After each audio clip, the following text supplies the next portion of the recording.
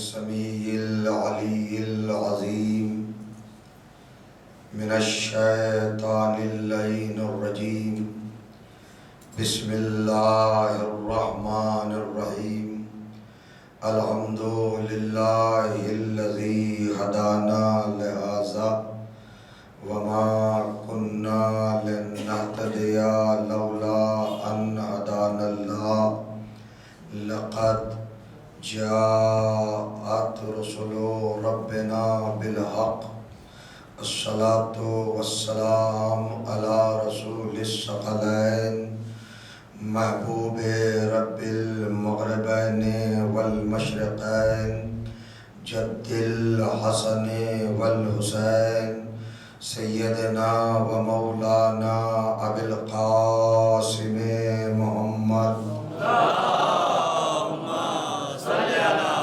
محمد و آل محمد و اہل بیتہ الطیبین الطاہرین المعصومین المظلومین و اصحابہ المنتجبین ولعنۃ اللہ علی اعدائہم اجمعین من یومنا هذا الى یوم الدین اما بعد فقد قال سبحانہ وتعالی بسم اللہ الرحمن الرحیم وجعلناہم ائمۃ یہدون بامرنا واوحینا الیہم فعل الخیرات وإقام الصلاة وإيتاء الزكاة وكانوا لنا عابدين صلوات اللہم صلی علی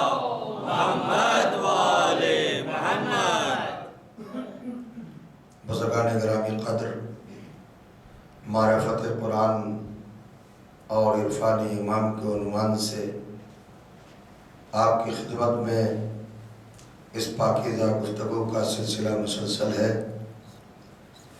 قرآن مجید کے سورہ انبیاء کی 73ویں آیت میں کائنات کا پروردگار اس موضوع پر بڑی وضاحت کے ساتھ اور بڑی تشریح کے ساتھ گفتگو فرما رہا ہے۔ ارشاد ہوتا ہے وَجَعَلْنَاهُمْ أَئِمَّةً يَهْدُونَ بِأَمْرِنَا، ہم نے منصب ہدایت پر ایسے لوگوں کو فائز کیا ہے اور مسند رشد و نجات پر ایسے افراد کو بٹھایا ہے جو ہمارے ہی حکم سے ہدایت کرتے ہیں اور مسلسل ہدایت کرتے رہیں گے۔ ان کا ہر سانس ہدایت ہے، ان کا ہر قدم ہدایت ہے، ان کا ہر رخ ہدایت ہے، ہر پہلو سے ہدایت کرتے ہیں۔ وہ سوتے ہیں تب بھی ہدایت کرتے ہیں، جاگتے ہیں تب بھی ہدایت کرتے ہیں۔ سوتے ہیں تو رسالت کو بچاتے ہیں، جاگتے ہیں تو وحدت کو بچاتے ہیں۔ یہ امامت کا منصب ہے اور یہ امامت کی منزل ہے۔ پھر وہ جو بھی کرتے ہیں، جو بھی عمل انجام دیتے ہیں، جو بھی فعل انجام دیتے ہیں، جو بھی کارنامہ کرتے ہیں، وہ اس بنیاد پر کہ ہم نے ان کو اچھے کام کرنے کی وحی کی اور وہ نماز کو زندہ کرتے رہتے ہیں اور زکوٰۃ کو حیات دیتے رہتے ہیں۔ ان کی سب سے بڑی خوبی اور سب سے بڑی کیفیت ثبوت یہ ہے کہ انہوں نے کبھی اپنی زندگی میں غیر خدا کے سامنے سر نہیں جھکایا۔ وہ جب بھی سر تسلیم خم کرتے ہیں تو رب العزت کی بارگاہ میں وحدہ لا شریک کے دربار میں پروردگار عالم کے حضور میں ان کی زندگی اور ان کی سیرت بڑی پاکیزہ ہے اور بڑی مطہر ہے۔ پروردگار عالم انسانیت کو اور جہان بشریت کو یہ بتانا چاہتا ہے کہ ہمارا انتظام ہدایت بڑا مضبوط ہوتا ہے، بڑا مستحکم ہوتا ہے، بڑا اسٹرانگ ہوتا ہے، اور ہم اس منصب ہدایت پر جن لوگوں کو بٹھاتے ہیں ان کی عظمت، ان کی اہمیت، ان کی بلندی، ان کی رفعت اور ان کی شان دوسرے افراد سے بلند ہوتی ہے، الگ ہوتی ہے۔ ہمارا انتظام ہدایت اتنا محتاط اور اتنا بر وقت ہوتا ہے کہ ہم نے ہدایت کا سلسلہ اس وقت سے شروع کیا جب ہدایت لینے والے بھی موجود نہ تھے۔ آدمی نہیں تھے مگر آدم تھا، بشر نہیں تھے لیکن ابو البشر تھا، محتاج ہدایت نہیں تھے مگر منصب ہدایت کا فائز لوگ تھے، تاکہ انسانیت بارگاہ الہی میں ایک لمحے کے لیے بھی یہ شکایت نہ کر سکے کہ معبود ہم تو تھے لیکن کوئی ہادی نہ تھا، کوئی رہبر نہ تھا، کوئی رہنما نہیں تھا، کوئی پیشوا نہیں تھا، لہذا ہم بہک گئے، بھٹک گئے، غلطیوں کا شکار ہو گئے، ہمارے قدم صراط مستقیم سے متزلزل ہو گئے اور ہم اپنے آپ کو توازن کی منزل پر نہیں رکھ سکے۔ چونکہ تو نے ہادیوں کا انتظام نہیں کیا تھا تو اس نے ہدایت کو سب سے پہلے مد نظر رکھ کر ہادیوں کو معین کیا اور پھر گروہ انسانی کا سلسلہ اس نے مسلسل کیا۔ اور دوسری بات قرآن نے ہمیں یہ بتائی ہے کہ پروردگار عالم جس کو ہادی بناتا ہے اس کو کائنات کے ذرے ذرے پر حاکم بھی بناتا ہے۔ غور کریے گا، ساری کائنات سے افضل بناتا ہے، کائنات کی ہر چیز اس کے حکم کو مانتی ہے، اس کے امر کو مانتی ہے، اس کی اطاعت کرتی ہے، اس کی فرما برداری پر قائم رہتی ہے۔ کیا آپ نے نہیں دیکھا سورہ بقرہ دوسرا سورہ اور 34ویں آیت ارشاد ہوا اذ قلنا للملائکۃ اسجدوا لآدم، وہ وقت یاد کرو جب ہم نے سارے فرشتوں سے کہا کہ آدم کے سامنے جھک جائیں۔ آدم کے سامنے جھک گئے۔ قرآن پڑھنے والوں نے، قرآن سمجھنے والوں نے، افہام و تفہیم قرآنی کے منصب پر فائز لوگوں نے جب اس آیت کی تشریح کی تو ذرا تھوڑا سا حقیقت سے ہٹ کر ان سے غفلت ہو گئی اور کوتاہی ہو گئی۔ ملائک کا ترجمہ جتنے بھی آپ قرآن اٹھا کے دیکھیے ان سب میں ملے گا فرشتے، حالانکہ فرشتے ہی نہیں، اللہ نے اگر فرشتوں ہی سے کہا تھا کہ آدم کو سجدہ کرے، آدم کے سامنے جھک جائے، تو فرشتے تو سب جھک گئے۔ شیطان کو کس بنیاد پر ملعون بنایا گیا؟ شیطان کو کس بیس پر جنت سے نکالا گیا؟ توجہ ہے نا بھائی، ملائکہ سے آرڈر تھا، ملائکہ سے حکم تھا، ملائکہ سے اللہ نے کہا تھا، فرشتوں سے کہا تھا کہ آدم کو سجدہ کرو۔ آپ پورا قرآن پڑھ جائیے، تفاسیر دیکھ لیجئے، روایات دیکھ لیجئے، آپ کو کہیں نہیں ملے گا کسی فرشتے نے انکار کیا ہو، کسی ملک نے انکار کیا ہو، اللہ کی بارگاہ کے کسی عبادت گزار نے انکار کیا ہو۔ انکار صرف شیطان نے کیا ہے، اور اللہ کہہ رہا ہے کہ ہم نے فرشتوں سے کہا، اور فرشتہ ہے نہیں شیطان۔ شیطان کے لیے تو خود لکھا ہوا ہے سورہ کہف کے اندر لکھا ہوا ہے کانا من الجن، یہ تو جنات سے تھا، اس کی قوم جن تھی، اس کی ذات جن تھی، یہ جنات سے تھا، یہ فرشتہ تو تھا نہیں۔ تو اب مجھے قرآن کا اصول بتائیے، آپ نے کہا تھا فرشتوں سے سجدہ کرنے کے لیے اور فرشتوں نے کر لیا، اور شیطان تو جنوں میں سے تھا، اس نے کیا نہیں، تو اس کو کس بنیاد پر سزا دی جا رہی ہے؟ اس کو کیوں ملعون بنایا جا رہا ہے؟ اس پر کیوں لعنتیں برسائی جا رہی ہیں؟ اس کے گلے میں کیوں مردودیت کا طور ڈالا گیا؟ اس کو رحمت سے کیوں دور کیا گیا؟ اس کو راندہ درگاہ کیوں کیا گیا؟ آپ فکر فرما رہے ہیں نا؟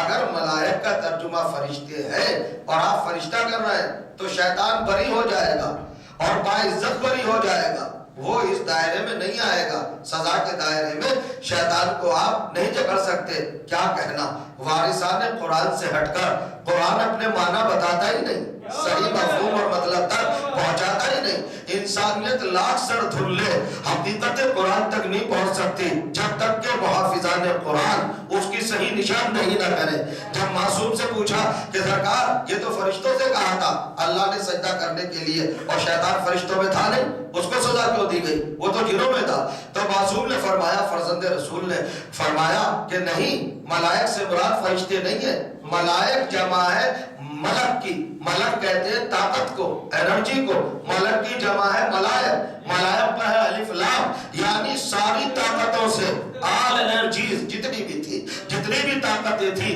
جتنی بھی قوتیں تھیں، ان سب سے اللہ نے کہا تھا کہ ہمارے خلیفہ کے سامنے جھک جاؤ، ہمارے ہاتھی کے سامنے جھک جاؤ، چونکہ شیطان بھی ایک طاقت تھا، توجہ چاہا، اور اللہ نے ساری طاقتوں سے کہا تھا۔ لبے لباب بات کا یہ ہے، میں آپ کی خدمت میں ہی کہنا چاہتا ہوں کہ ساری طاقتوں کو جھکا دیا، اب کوئی طاقت بچی نہیں، اب کوئی انرجی بچی نہیں، اب کوئی قوت بچی نہیں، اب کوئی پرسنالٹیز بچی نہیں، اب کوئی شخصیت، کوئی وجود اور کوئی ذات بچی نہیں، ہر ایک تو آدم کے سامنے جھکنا ہے۔ اللہ نے پہلے ہی مرحلے پر خلافت کا اسٹیٹس بتا دیا، رہبری کا مقام بتا دیا کہ جس کے سامنے کائنات جھکے اسے خلیفہ کہتے ہیں، جو لوگوں کے سامنے جھکے اسے خلیفہ نہیں کہتے۔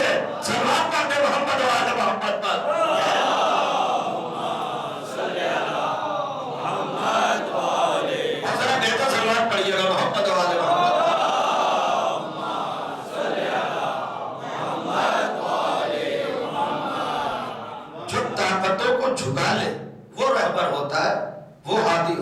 رہنما ہوتا ہے، وہ پیشوا ہوتا ہے، وہ امام زمان ہوتا ہے، اور جو طاقتوں کے سامنے جھک جائے وہ اللہ کا ہادی نہیں ہوتا، وہ اللہ کی طرف سے رہبر نہیں ہوتا۔ اور کریے گا ساری طاقتوں کو جھکا دیا، اور پھر رسالت اور ہدایت۔ میں نے کل آپ کی خدمت میں عرض کیا تھا کہ امامت کو سمجھنے کے لیے رسالت کو سمجھنا بہت ضروری ہے۔ رسالت کے منصب کو، اس کی اہمیت کو، اس کی عظمت کو، اس کی رفعت کو اور اس کی بلندی کو ذہن میں رکھنا بہت ضروری ہے۔ آپ نے دیکھا سورہ آل عمران قرآن مجید کا تیسرا سورہ اور 2 مسلسل آیتیں، میں نے کل آپ کی خدمت میں آدھی آیت کو کوٹ کیا تھا، آج بھی مکمل پڑھنا چاہتا ہوں۔ 2 آیتیں، آیت نمبر 81 اور آیت نمبر 82 آپ دیکھئے گا، سورہ نمبر 3 آل عمران۔ ارشاد ہوتا ہے بسم اللہ الرحمن الرحیم، اذ اخذ ربک، عجیب بات ہے، اذ اخذ اللہ النبیین۔ آج دیکھیے اللہ جو کچھ کہنا چاہ رہا ہے اس کو سمجھنے کی ضرورت ہے۔ اذ اخذ النبیین، عجیب بات ہے، ہم نے جب نبیوں سے عہد و پیمان لیا، سارے پیغمبروں سے ہم نے عہد لیا، پیمان لیا، ان کو ہم نے اس بات پر معین کیا اور مقرر کیا، اور کریں کہ لما آتیتکم من کتاب و حکمہ، میں تمہیں یہ رسالت، یہ نبوت، یہ کتابیں اور یہ شریعت جو دے رہا ہوں وہ اس بنیاد پر دے رہا ہوں کہ ثم جاءکم رسول مصدق لما معکم لتؤمنن بہ ولا تنصرنہ، آخر میں تمہاری تصدیق کرنے والا، تمہیں بتانے والا، تمہاری تعداد کو معین کرنے والا، تمہاری ذاتوں کی تشریح کرنے والا ایک رسول آئے گا، تم سب مل کر اس پر ایمان بھی لانا اور اس کی مدد بھی کرنا۔ توجہ کریں گے آپ، نصرت بھی کرنا۔ ایمان کو پہلے رکھا اور نصرت کو بعد میں رکھا۔ پہلے ذات محمدی پر سارے انبیاء ایمان لائے اور پھر نصرت کریں۔ یہیں تک آیت نہیں رکی، آگے بڑھی آیت، ارشاد ہوا اَأَقْرَرْتُمْ عَلَىٰ ذَلِكَ وَأَخَذْتُمْ عَلَىٰ ذَلِكُمْ إِصْرِي، کیا تم نے اقرار کیا؟ سارے نبیوں کو خالی کہہ کے نہیں چھوڑا بلکہ ان سے گواہی بھی مانگی ہے۔ تم نے اقرار کر لیا، تم نے اس بات کو طے کر لیا، تم نے اس بات کو قبول کر لیا اور میرے اس بوجھ کو تم نے اٹھا لیا۔ قالوا اقررنا، سارے نبیوں نے کہا ہاں پروردگار ہم نے اقرار کر لیا۔ اس کے بعد اللہ کہتا ہے فَمَن تَوَلَّىٰ بَعْدَ ذَٰلِكَ فَأُولَٰئِكَ هُمُ الْفَاسِقُونَ۔ دیکھو میرے محمد کی نصرت کرنا، میرے محمد کی مدد کرنا، اور رزلٹ کتنا خطرناک ہے، نتیجہ کتنا بھیانک ہے، محصل کتنا خطرناک ہے۔ اس کو دیکھیں، وعدہ کرو، پرومس کرو، عہد کرو، پیمان کرو، میثاق کرو کہ تم میرے نبی پر ایمان لاؤ گے اور اس کی نصرت کرو گے۔ سب نے اقرار کر لیا، سب نے عہد و پیمان باندھ لیا، کہا ہاں ہم ایمان بھی لائیں گے اور مدد بھی کریں گے۔ اب رزلٹ کیا سنایا؟ فَمَن تَوَلَّىٰ بَعْدَ ذَٰلِكَ فَأُولَٰئِكَ هُمُ الْفَاسِقُونَ۔ تو نبیوں سن لو، سارے پیغمبروں سن لو، اگر تم میرے محمد پر ایمان نہ لائے اور اس کی مدد نہ کی تو تم سب فاسق ہو جاؤ گے۔ نہیں سمجھ گیا؟ یہ نبیوں سے خطاب ہے، یہ رسولوں سے خطاب ہے، یہ معصوموں سے خطاب ہے، یہ پیغمبروں سے خطاب ہے، یہ صاحبان طہارت سے خطاب ہے، یہ صاحبان وحی سے خطاب ہے، یہ عالمان علم لدنی سے خطاب ہے، یہ اپنی حجتوں سے خطاب ہے، یہ رحمت پر فائز لوگوں سے خطاب ہے، یہ ہدایت والوں سے خطاب ہے۔ کس سے خطاب کر رہا ہے؟ معصوم افراد سے۔ توجہ چاہو، جن کو نور سے پیدا کیا ان سے کہہ رہا ہے اگر میرے محمد پر ایمان نہ لائے تو فاسق ہو جاؤ گے، اور اگر مدد نہ کی تو فاسق ہو جاؤ گے۔ میرا نبی اگر کبھی مدد کو پکارے اور تم نہ آئے تو فاسق ہو جاؤ گے۔ تو جو نبیوں کو نہ چھوڑے وہ دوسروں کو کیسے چھوڑ دے گا؟ صلوات پڑھتے محمد والے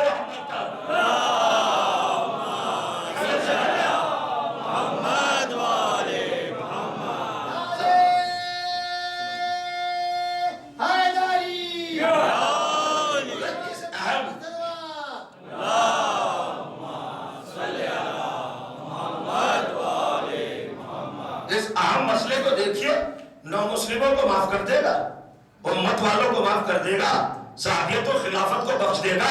نبیوں سے تو کہہ دیا اس نے کہ اگر تم نے میرے محمد کو چھوڑ دیا اور چھوڑ کے چلے گئے اور اس کو نصرت کی ضرورت پڑی اور تم نے مدد نہ کی تو فاسق ہو جاؤ گے۔ میں آپ سے پوچھنا چاہتا ہوں، 2 چیزیں ذمہ داری کی ہے، 2 چیزیں نبیوں پر اللہ نے واجب کی ہیں، محمدیت کے حوالے سے، ذات پیغمبر کے حوالے سے، حضور ختمی مرتبت کے حوالے سے 2 باتوں کو واجب کیا سارے نبیوں پر۔ پہلی بات ایمان لانا اور دوسری بات مدد کرنا. تو بھائی ایمان ایسی چیز ہے کہ نہ اس کو دکھایا جا سکتا, نہ اس کی کوئی شکل ہوتی ہے, نہ اس کی کوئی صورت ہوتی ہے, نہ کوئی اس کی تصویر ہوتی ہے, نہ وہ مجسم ہوتا ہے, نہ سامنے ہوتا ہے, فزیکلی طور پہ تو نہیں ہوتا نا. ایمان تو ایک کیفیت ہے, ایک عقیدہ ہے جس کی کیفیت دل پر گزرتی ہے, آنکھوں سے نہیں دیکھا جاتا. مگر نصرت تو دیکھی جا سکتی ہے, مدد تو دیکھی جا سکتی ہے, ہیلپ تو دیکھی جا سکتی ہے. اب میں پہلی بات پوچھنا چاہتا ہوں آپ سے, ذرا غور کیجیے گا, بڑی سنجیدہ آیت ہے. آدم سے لے کے عیسیٰ تک کے ہر نبی سے اللہ نے کہا میرے محمد کی مدد کرنا. اب دیکھیں محمد کو مدد کی ضرورت پڑی کہ نہیں پڑی. سب سے پہلی ضرورت دعوت ذوالشیرہ. توجہ چاہ رہا ہوں, محمد کچھ کہنا چاہتا ہے, کافر کہنے نہیں دے رہے, تو مدد کی ضرورت ہے کہ نہیں. اب مجھے دیکھ کے بتاؤ کوئی نبی نظر آیا؟ آدم ہے, نوح ہے, ابراہیم ہے, اسماعیل ہے, کون ہے؟ کوئی آیا نبی؟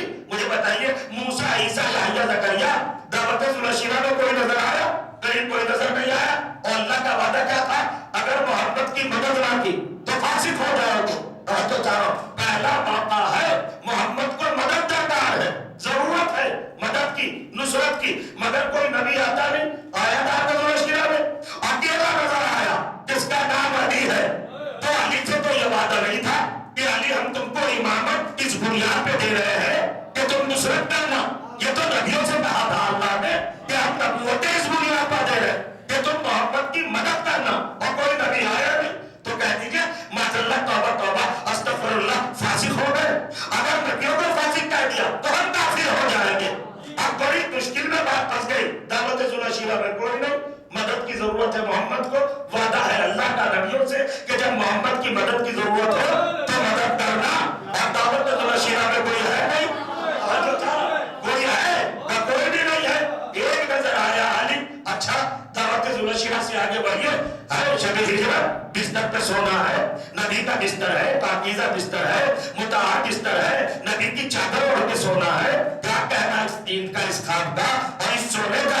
ابھی کوئی ہے آیا کوئی سونے کے لیے؟ مدد کی ضرورت ہے.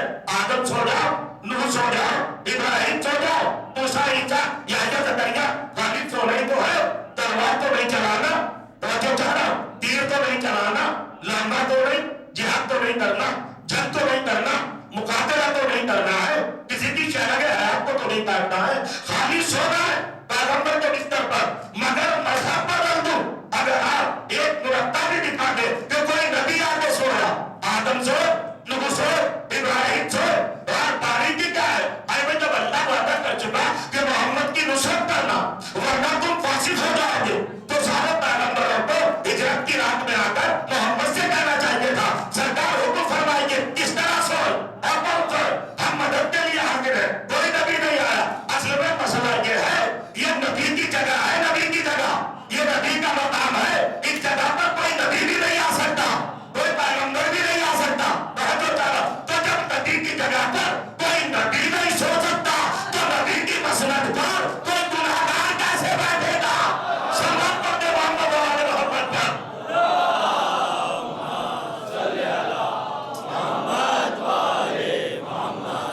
بات زیادہ کوئی سخت تو نہیں ہے نا. اللہ نے وعدہ کر لیا سارے نبیوں سے, لیجئے دعوت ذوالشیرہ میں کوئی نبی نہیں, شب ہجرت میں کوئی پیغمبر نہیں. اب بدر کی لڑائی, 313 صحابی, ان پر بھی پورا بھروسہ نہیں. آنا چاہیے نبیوں کو.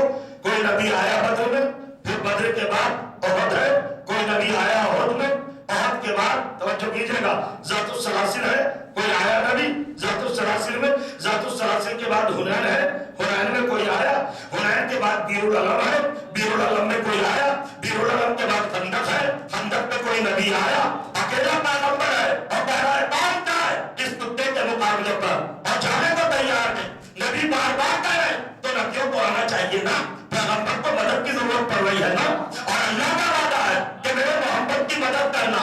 اگر مدد نہ کی تو فاسق ہو جاؤ گے. کچھ کہنا چاہنا توجہ کریں. کیا نہیں آیا کوئی نبی؟ اچھا خندق میں کوئی نہیں تو خیبر میں آ جاتا. 39 دن تک لوگ جاتے رہے اور ہم واپس لے کے آتے رہے. لشکر کہتا رہا سردار بھاگا,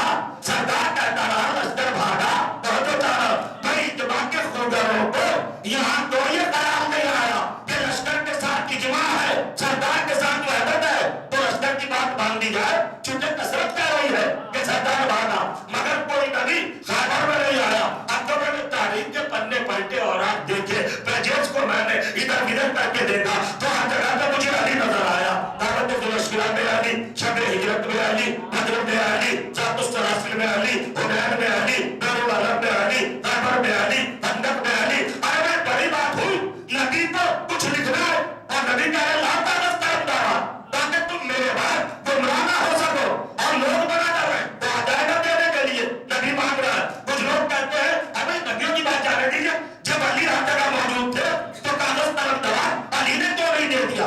علی بھی تو تھے اور نبی مانگ رہا ہے لا مجھے کاغذ دو، مجھے قلم دو، مجھے دعوت دو. علی جب موجود تھے تو علی نے کیوں نہیں دیا؟ آپ دوسروں کا برا کیوں کہتے ہیں؟ اگر دوسروں نے نہیں دیا تو نہیں دیا، علی نے کیوں نہیں دیا؟ اعتبار خراب ہے. آپ نے دیکھا تھا نبی نے کیا کہا؟ میں تمہارے لیے ایک نسخہ لکھ دوں تاکہ تم میرے بعد گمراہ نہ ہو. تو دیکھا ہو جسے گمراہی کا خطرہ ہو، جو ہدایت پر فائد ہو، اسے کیا ضرورت ہے؟ سلام پر محمد و آل محمد پر.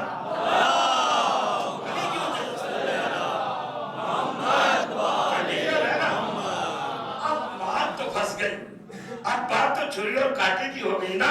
سارے نبیوں سے وعدہ تھا اللہ کا محمد کی مدد کرنا. 86 جنگیں لڑی ہیں پیغمبر نے. کسی جنگ میں کوئی نبی آیا، کوئی رسول آیا؟ ایک آدھ کو تو بتا دو کوئی آیا ہو. نہ کوئی نہیں آیا. اکیلے علی لڑے تو اکیلے علی تو لڑے. غور کریے گا، اکیلے علی تو لڑے. اب علی کا ایک جملہ سناتا ہوں اور وہ جملہ بڑے غور سے سنیے گا اور بڑے اہمیت کے ساتھ سنیے گا. جب علی خندق میں بہت بڑا ہوا ہے اور سب چلے گئے اور نبی نے علی سے ایک سوال کیا، یا علی سب چلے گئے تم کیوں نہیں گئے؟ تو لوگوں کو جملوں کے ادا کرنے کا بھی شعور نہیں ہے. علی نے ایک جملہ کہا اغفر بعد الایمان، کیا میں ان لوگوں کو ایمان کے بعد کافر بنا دیتا؟ یعنی اگر میں عہد سے چلا جاتا تو سارے کافر ہو جاتے. علی کا اکیلے جانا سارے نبیوں کا کفر ہو جاتا. آپ نہیں سمجھے میں کیا کہنا چاہ رہا؟ نہیں سمجھے؟ نبی کہیں نظر نہیں آئے، کوئی نبی نظر نہیں آئے، علی کیوں ہر جگہ ہے؟ تو اس علی کو اکیلا علی نہ سمجھو، اس کو وحدت ابو طالب نہ سمجھو، اس کو اکیلی ذات نہ سمجھو. کیا آپ نے نبی کی حدیث نہیں سنی؟ من اراد ان ينظر الى آدم في علمه والى نوح في تقواه والى داود في مناجاته والى موسى في زهده والى عيسى في دعائه فلينظر الى علي بن ابي طالب. جو آدم کو علم میں دیکھنا چاہے، نوح کو تقوی میں دیکھنا چاہے، ابراہیم کو خلت میں دیکھنا چاہے، اسماعیل کو زبان میں دیکھنا چاہے، داؤد کو اپنی مناجات میں دیکھنا چاہے، موسیٰ کو دعا میں دیکھنا چاہے، عیسیٰ کو عبادت میں دیکھنا چاہے، تو اس کا واجب ہے اکیلے علی کو دیکھ لے. اکیلے علی کو دیکھ لے. علی اکیلا نہیں ہے. علم کا آدم ہے، تقوی کا نوح ہے، خلت کا ابراہیم ہے، زہد کا موسیٰ ہے، مناجات کا داؤد ہے. اکیلا علی نہیں. اب سمجھے آپ، یہ علی اکیلا نہیں لڑ رہا تھا. آدم کا علم لڑ رہا تھا، نوح کا تقوی لڑ رہا تھا، ابراہیم کی خلت لڑ رہی تھی. تو مانو اکیلے علی نے سارے نبیوں کو فاسد ہونے سے بچا لیا. میں کچھ کہنا چاہ رہا ہوں، نہیں سمجھے آپ؟ اگر علی کو ہٹا دو منظر سے تو سارے نبی فاسد. تو طے کرو کہ علی نے سارے نبیوں کو فاسد ہونے سے بچا لیا. شرم نہیں آتی، غیرت نہیں آتی، حیا نہیں آتی، ڈوب کے نہیں مرا جاتا. ارے جو سارے نبیوں کو فاسد ہونے سے بچا لے وہ اپنے باپ کو کافر ہونے سے نہیں بچائے گا. سلام پر محمد و آل محمد پر.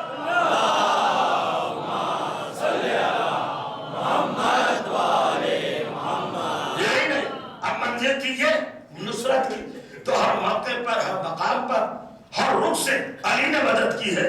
رسول کی اور سارے نبیوں کو بچایا، سارے پیغمبروں کو بچایا.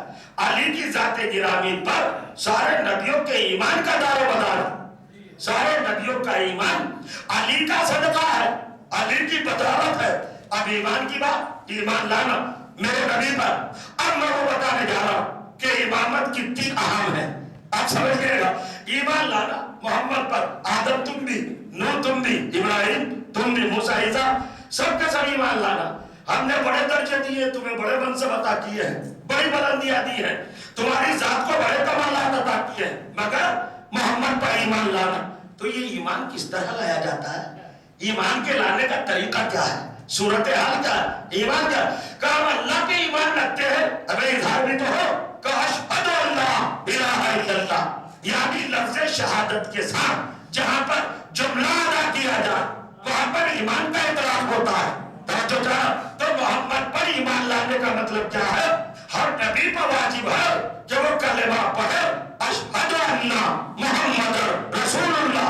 آدم کا کلمہ کیا ہے؟ توجہ چاہنا، آدم کی امت کا کلمہ ہے لا الہ الا اللہ، آدم صفی اللہ۔ آدم کا خود کا کلمہ کیا ہے؟ لا الہ الا اللہ محمد رسول اللہ۔ تو سمجھئے گا میں کچھ کہنے جا رہا ہوں، آپ کی جگہ پہ بیٹھے نہیں رہ جائیں گے جب میں نتیجہ دوں گا۔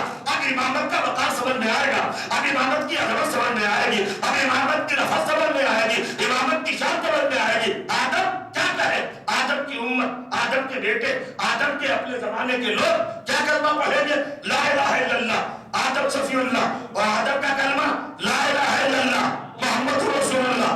نوح کی امت کا کلمہ لا الہ الا اللہ نوح نجی اللہ۔ نوح کا خود کا کلمہ لا الہ الا اللہ محمد رسول اللہ۔ ابراہیم کی امت کا کلمہ لا الہ الا اللہ ابراہیم خلیل اللہ۔ ابراہیم کا کلمہ لا الہ الا اللہ محمد رسول اللہ۔ اسماعیل کی امت کا کلمہ لا الہ الا اللہ اسماعیل ذبیح اللہ۔ اور اسماعیل کا کلمہ لا الہ الا اللہ محمد رسول اللہ۔ موسیٰ کی امت کا کلمہ لا الہ الا اللہ موسیٰ کلیم اللہ۔ اور موسیٰ کا کلمہ لا الہ الا اللہ محمد رسول اللہ۔ عیسیٰ کی امت کا کلمہ لا الہ الا اللہ عیسیٰ روح اللہ۔ اور عیسیٰ کا کلمہ لا الہ الا اللہ محمد رسول اللہ۔ کیا میں آپ کو چھوٹ دے رہا ہوں کسی روایت میں، کسی حدیث میں، یا کسی انجیل سے کسی کتاب کا حوالہ دے کر مجھے بتا دینا کہ اللہ نے کسی نبی کو معاف کیا ہو کہ میں محمد رسول اللہ نہ پڑھنا، میں تیری نجات کا ضامن ہوں، میں تجھے جنت دے دوں گا؟ نہیں، اگر محمد رسول اللہ نہ پڑھا تو سارے فاسق ہو جائیں گے۔ اب سمجھ رہے ہو؟ امامت کی عظمت بتانا چاہ رہا ہوں۔ ساری نبیوں کی قطع، وہ آدم، وہ نوح، وہ ابراہیم، وہ موسیٰ، وہ عیسیٰ، وہ یحییٰ، وہ زکریا، وہ داؤد، وہ سلیمان، وہ ذوالکفل، وہ بشتولہ، وہ احروب، وہ بیارب، وہ ملائین، وہ کینان، وہ آنوش، وہ راکع، وہ لبد، وہ موسیٰ، وہ عیسیٰ، وہ سارے نبی ایک قطار میں کھڑے ہیں اور رکے کہاں کے اوپر ہے؟ محمد رسول اللہ۔ اور جملہ کہہ دوں، اگر سارے نبی محمد رسول اللہ نہ کہے تو ان کی رسالت نہ بچے۔ اور محمد خود غدیر میں اگر علی ولی اللہ نہ کہے۔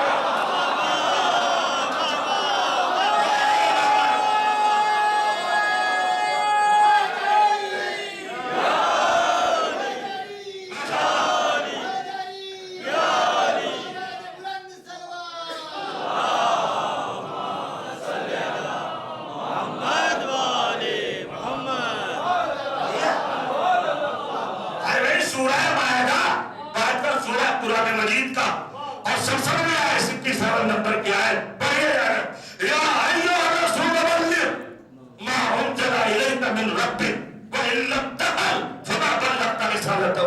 اے رسول وہ پیغام پہنچا دو جو آپ کے رب سے آپ پر نازل ہوا، اور اگر نہ پہنچایا تو رسالت گئی۔ یعنی سارے نبیوں کی رسالت رکی ہوئی ہے محمد رسول اللہ پر، اور محمد کی رسالت رکی ہوئی ہے علی ولی اللہ پر۔ کمال کی بات ہے۔ ولایت کا مطلب ذرا سلوات پڑھیے محمد والا۔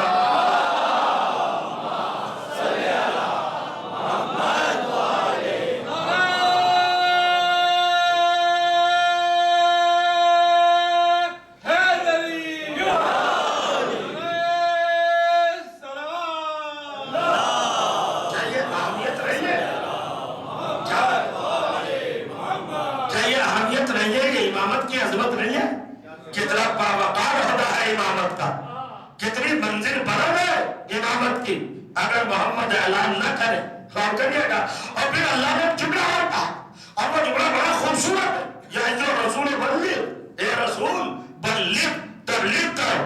یعنی امر کے سیغے کے ساتھ تبلیغ کے لیے اللہ نے پورے قرآن میں کسی موقع پر کہا ہی نہیں، خالی یہی کہا ہے بلغ۔ توجہ چاہو، کسی اور موقع پر بلغ نہیں کہا۔ وہ ولایت پہنچانے کے لیے تبلیغ کا لفظ استعمال کیا ہے۔ تبلیغ کر، لوگ تبلیغ کا ہدایت ہی کر رہے ہیں۔ نماز کی تبلیغ، روزے کی تبلیغ، حج کی تبلیغ، ان کے لیے تبلیغ کی لفظ نہیں ہے، تبلیغ ولایت کے لیے ہے۔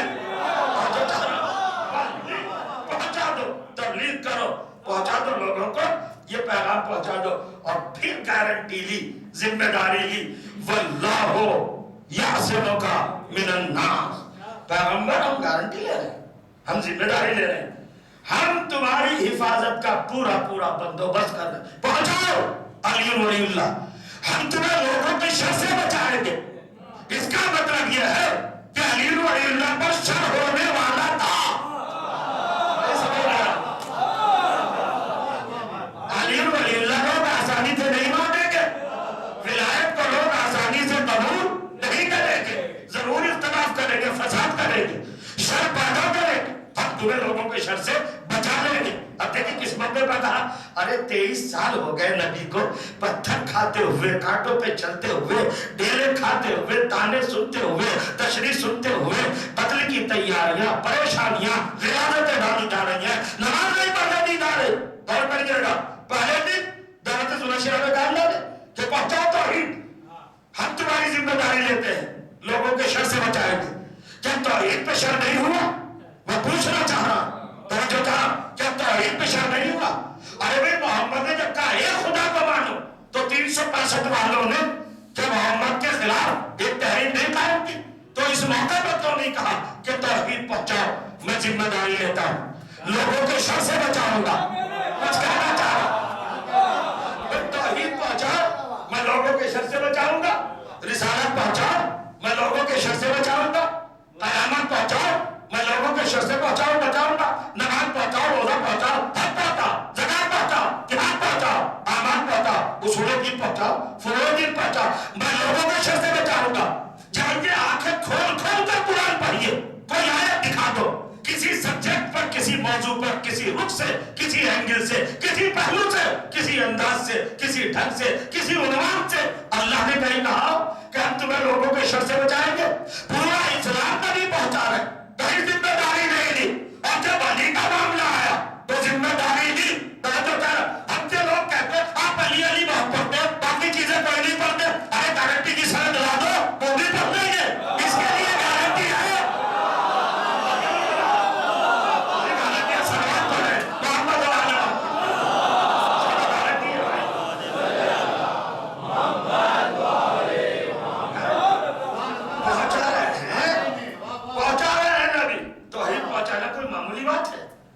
اللہ کی وحدانیت کو پہنچانا کوئی معمولی بات ہے. ارے بھائی پورا مجمع ہے, خاندان کے لوگ ہیں, عرب کے بڑے بڑے قنادی, سرداران قریش, بڑے بڑے لوگ اپنے قبیلوں کے سردار ہیں, آئے, دعوت کا دسترخوان بچھا ہے, دعوت کا اہتمام ہے, اور پیغمبر کچھ کہنا چاہ رہے ہیں. غور کریے گا, عجیب منزل ہے, کچھ پہنچانا چاہتے ہیں, اور جیسے ہی اٹھنا چاہتے ہیں, ابو لہب, وہ میں نے عرض کیا تھا نا, اشارہ کرتا ہے اپنی قوم کو, وہ چلی جاتی ہے, سمجھ جاتا ہے کیا نبی کہنے والے ہیں. توجہ کیجئے گا, چوتھے دن جب یہی ہوا تو وہی کھڑا ہوا. میں جو چاہ رہا ہوں, جو ذمہ دار تھا, اور میں کل یہاں تک لے آیا تھا آپ کو, اس نے کھڑے ہو کے کیا کہا, بہت توجہ کیجئے گا, اس نے کھڑے ہو کر ایک جملہ کہا. اب انہوں نے آپ کو تو بٹھا دیا, وہ نہیں دہراؤں گا جو کہہ چکا, اور پورے کفار کے مجمع پر نظر ڈالی, اور نظر ڈالنے کے بعد لا یقومن احد منکم حتی یتکلم ابنی محمد. دیکھو تم میں سے خبردار کوئی اپنی جگہ سے کھڑا نہ ہو جب تک میرا محمد پوری بات نہ کہہ دے. جب تک میرا محمد پوری بات نہ کہہ دے. ہائے میں کیا کہہ گیا, آپ تک نہیں سمجھا پایا, آپ کا ذہن نہیں پاتا. آپ سمجھے غدیر کی ذمہ داری اللہ ہے, دعوت سنشیرہ کی ذمہ داری اللہ نے کیوں نہیں دی تھی کہ پہنچاؤ توحید, میں بچا لوں گا, اس لیے نہیں دی تھی. ابو طالب موجود تھا. کچھ کہہ رہا ہو, صلوات پڑھتے محمد و آل محمد پر. محمد والے محمد.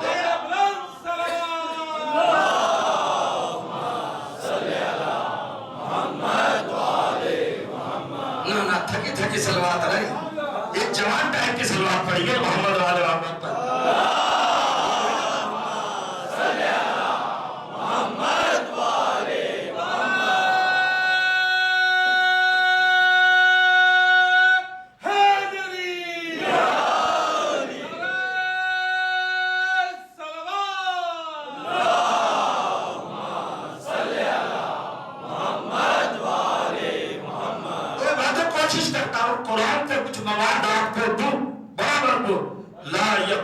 یؤمنا احد منکم حتی یتکلم ابنی محمد. دیکھو تب میں سے کوئی کھڑا نہ ہو اپنی جگہ سے، خبردار بیٹھے رہنا اپنی جگہ پر جب تک میرا بیٹا میرا لفظ جگر محمد اپنی پوری بات نہ کہتے. جب کافروں سے اور مشرکوں سے خطاب کیا تو ذات محمدی کو اپنا بیٹا کہا. توجہ چاہا جب کافروں کی طرف خطاب کیا، مشرکوں کی طرف رخ کر کے خطاب کیا تو محمد کو اپنا بیٹا کہا. اب تو محمد کی طرف مڑے تو جملہ کا تو بھی یا سیدی وہ مولایا، اے میرے سردار، اے میرے مولا.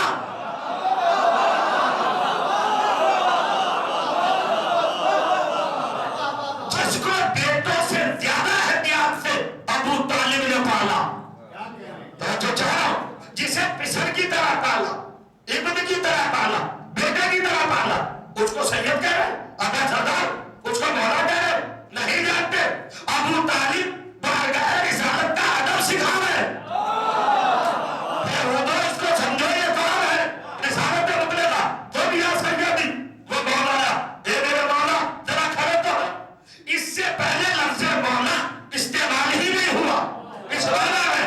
بہت توجہ چاہا، ملاحظہ کیجیے گا لفظ مولا اس سے پہلے استعمال ہی نہیں ہوا. سورہ محمد 47واں سورہ 47 نمبر کا 11 نمبر آیت 11 دیکھیے، آپ جا کے پڑھیے.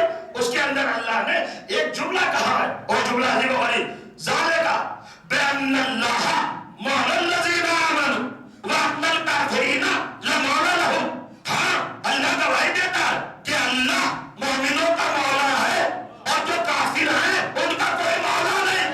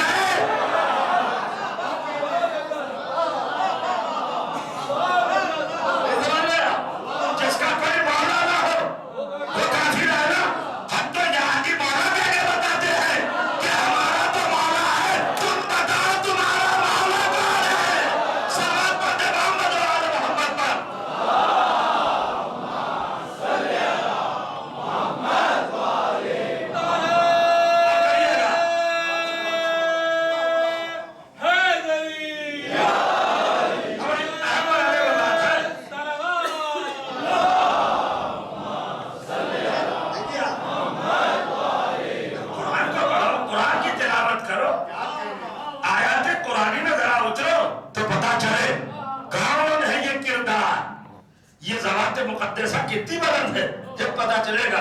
خالی زبان کی لپلپی سے کام نہیں چلتا. ذرا قرآن پڑھو، قرآن پڑھ کے دیکھو. قوم یا سیدی وہ مولایا، اے میرے مولا کھڑے ہو جاؤ. ابو لہب دیکھ رہا ہے مولا کیا ہوتا ہے، ابو جہل دیکھ رہا ہے مولا کیا ہوتا ہے. اتبا اتبا شہبہ خالد ولید وائل آس یہ سارے کارکن سارے مشرک انہیں پتہ ہی کچھ نہیں کہ مولا کیا ہوتا ہے. یعنی پورا مجمع کافر ہوتا، ایک بھی مسلمان نہیں. ابو طالب کا جگر دیکھو، اس کافروں کے مجمع میں محمد کی مولائیت کا اعلان کر دیا. ایک بات کہوں گا،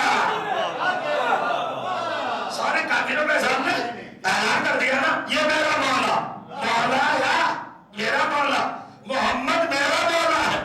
کر دیا نا اعلان. ابھی لفظ مولا سے لوگ مانوس نہیں ہے، نہیں سمجھتے.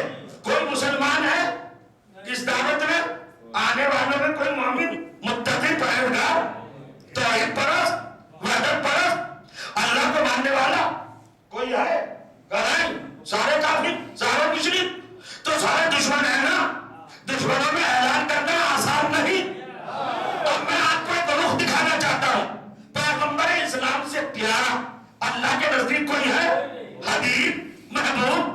جبکہ عشق کے لہجے میں بات، الفت کے لہجے میں بات، پیار کے لہجے میں بات، نرمی کے لہجے میں بات، لطافت کے لہجے میں بات، مزمل چادر اوڑھنے والے، مدثر کملی اوڑھنے والے، طٰہٰ بے پاک و پاکیزہ، مَا أَنزَلْنَا عَلَيْكَ الْقُرْآنَ لِتَشْقَىٰ. ہم نے قرآن اس لیے نازل نہیں کیا کہ آپ مشقت میں پڑ جائے، آپ کو زحمت نہ ہو. یاسین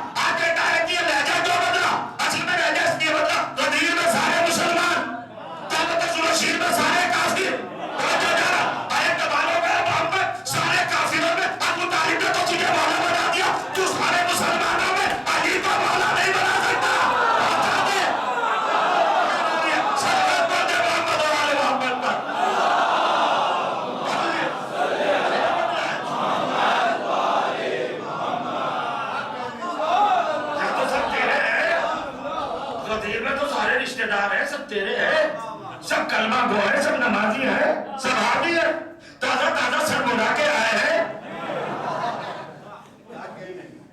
ان میں نہیں تو مولا کا اعلان کر سکتے علی کی مولائیت کا؟ نہیں. اب ابو طالب ہے اور دعوت ذو شیرہ پہلا یہ جملہ ہے حضرت کا کافروں کے حضور، مشرکوں کے اگر ان کے سامنے کیا دل کھول کے کس شیرانہ کیفیت کے ساتھ ابو طالب بولے بول دیا سیدی وہ مال آیا. اب یہاں تک آ گئی بات، اب وہ بات سنانے چلا ہوں جس کو کب لوگ جانتے ہیں. اب پیغمبر ایک جملہ اور ارشاد فرماتے ہیں جناب ابو طالب پیغمبر سے، ہے نا، بولو اٹھیے سیدی میرے سردار، وہ مولایا میرے مولا. ہو گئی بات. وہ تکلم مما تحب و ترضى، اور آپ بولیے جو آپ کی پسند ہو، جو آپ چاہتے ہو وہ بولے. ڈرے نہیں، میں ہوں نا، میں ہوں، آپ نہ ڈرے اور جو ڈرے گا. اور اس کے بعد جو جملہ کہا ہے میری پوری قوم قربان حضرت ابو طالب کے جملے پر، وَبَلِّغْ رِسَالَةَ رَبِّكَ، اور اپنے رب کی رسالت پہنچا.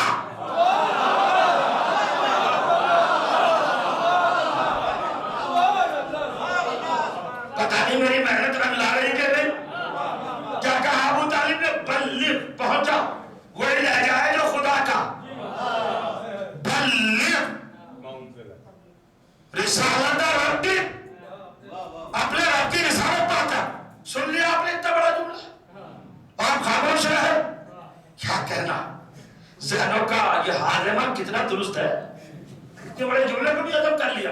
ارے نبی محمد کو کہہ رہے ہیں ابو طالب بلغ رسالت ربی. محمد نے دسترخوان بچھایا 4 روز پہلے، 3 دن تک تو کافروں نے کچھ کہنے ہی نہیں دیا، اور چوتھے دن ابھی اٹھے ابو طالب نے کہا اٹھیے. اب یہ ابو طالب کو کہاں سے پتا چلا کہ رسالت ہی پہنچانا ہے؟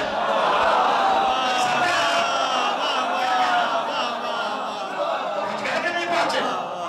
یہ کیسے پتا چلا کہ یہ ساری چیز، یہ سب کچھ جو بننا ہے، پورا پروگرام، یہ پورا منصوبہ ہے، پوری تحریک، یہ رسالت پہنچانے کے لیے کیوں حکم لگایا حضرت ابو طالب بلغ رسالت ربی. رسالت پہنچا، اپنے رسول ہونے کا اعلان کر. یہ نہیں تھا نبی ہونے کا اعلان کر.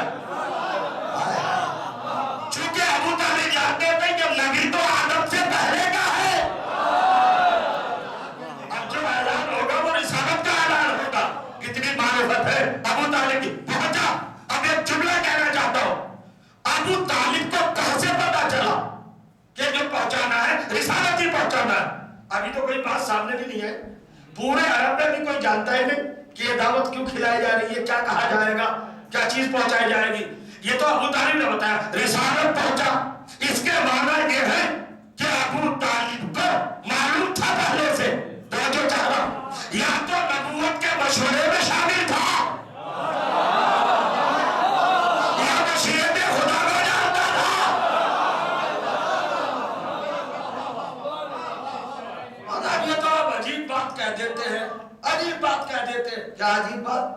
ابو طالب کو کیسے پتا چل گیا؟ ابھی تو اعلان رسالت بھی نہیں، انہوں نے کیسے کہہ دیا رسالت پہنچاؤ؟ اے تم کیا سمجھو ابو طالب کو؟ یہی تو کمال ابو طالب ہے.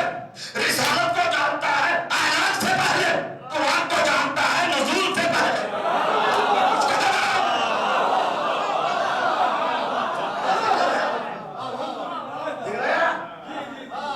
ابھی آیا بھی نہیں قرآن، اور یہ قرآن کو جانتا ہے. اب یہ اعلان رسالت ہوا بھی نہیں، اور یہ رسالت کو جانتا ہے. تو کہاں لکھتا ہے قرآن؟ ابو طالب قرآن کو جانتے ہیں. سورہ قصص 28واں سورہ، 28 نمبر سورہ، آیت نمبر 52 پڑھیے گا جا کر. عجیب انداز سے گفتگو کی ہے. بسم اللہ الرحمن الرحیم. الذین آتیناہم الکتاب من قبلہ ہم بہ یؤمنون. ہیں کچھ لوگ جن کو ہم نے قرآن نازل کرنے سے پہلے ہی قرآن دے دیا، کتاب دے دی. یہ معمولی بات ہے، یہ کوئی چھوٹی بات ہے. الذین آتیناہم، ہم ان کو دے چکے ہیں. ہے کچھ لوگ، ہے کوئی خاندان، ہے کوئی قبیلہ، ہے کوئی گروہ، ہے کوئی فیملی. توجہ چاہ رہا ہوں میں. ہے آتیناہم، جنہیں ہم دے چکے ہیں الکتاب، الکتاب دے چکے ہیں. کب؟ من قبل، بفور نزول، نازل ہونے سے پہلے